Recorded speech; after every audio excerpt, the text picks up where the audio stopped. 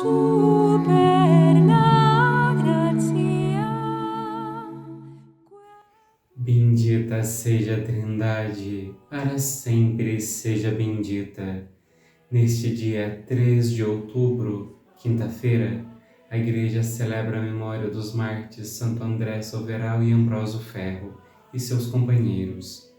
Vamos rezar juntos o Evangelho de São Lucas. O Senhor esteja convosco, Ele está no meio de nós. Proclamação do Evangelho de Jesus Cristo segundo Lucas. Glória a vós, Senhor. Naquele tempo, o Senhor escolheu outros 72 discípulos e os enviou 2 a 2 na sua frente a toda a cidade e lugar aonde ele próprio devia ir.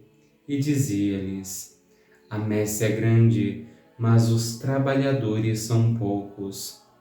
Por isso pedi ao dono da messe que mande trabalhadores para a colheita. Eis que vos envio como cordeiros para o meio de lobos. Não leveis bolsa, nem sacola, nem sandálias, e não cumprimenteis ninguém pelo caminho. Em qualquer casa em que entrardes, dizei primeiro: a paz esteja nessa casa. Se ali morar um amigo da paz, a vossa paz repousará sobre ele. Senão, ela voltará para vós. Permanecei naquela mesma casa, comei e bebei do que tiverem, porque o trabalhador merece o seu salário. Não passeis de casa em casa. Quando entrardes numa cidade e fordes bem recebidos, comei do que vos servirem. Curai os doentes que nela houver e dizei ao povo: o reino de Deus está próximo de vós. Mas quando entrardes numa cidade e não fordes bem recebidos, saindo pelas ruas dizei: até a poeira de vossa cidade que se apegou aos nossos pés, sacudimos contra vós. No entanto, sabei que o reino de Deus está próximo. Eu vos digo que naquele dia, Sodoma será tratada com menos rigor do que essa cidade. Palavra da salvação. Glória a vós, Senhor. Meu irmão, minha irmã, este Evangelho Jesus nos mostra a dificuldade, a luta, o ardor da missão daqueles que são chamados, daqueles que são escolhidos. O caminho não é fácil. É um caminho de tribulação, um caminho de dificuldade, um caminho de renúncia, um caminho onde são chamados à fidelidade. E para isso, Jesus também nos fala que são poucos os escolhidos, são poucos aqueles que são chamados e dão sim para viverem a vocação, a missão que Deus lhes deu. E assim Jesus nos pede que nós rezemos para que Deus suscite para a sua igreja vocações que sejam santas, vocações que colaborem na missão que Deus nos deu. Por isso, irmãos, a nossa missão hoje, primeiro, é interceder, é pararmos diante de Deus e rezar para que Deus suscite vocações para a igreja, seja sacerdotal, religiosa, laical, mas também que nós paremos de jogar pedra. É muito fácil nós sentarmos num canto confortável e começar a falar mal, criticar, condenar todos, seja o padre, seja a freira, seja o monge, e a gente vai condenando, criticando, jogando pedra, jogando fardo. Ao invés de fazer isso, nós somos convidados a rezar. Glória Apolo, numa experiência de morte que ela tem, Deus chama a atenção dela porque em vida ela julgava e condenava os padres. E Deus coloca nos ombros dela a culpa, porque é responsabilidade dos paroquianos rezar pelo seu pároco, pelo seu pastor. Se o pároco não é bom, muito se deve à causa dos paroquianos que não rezam, que não intercedem.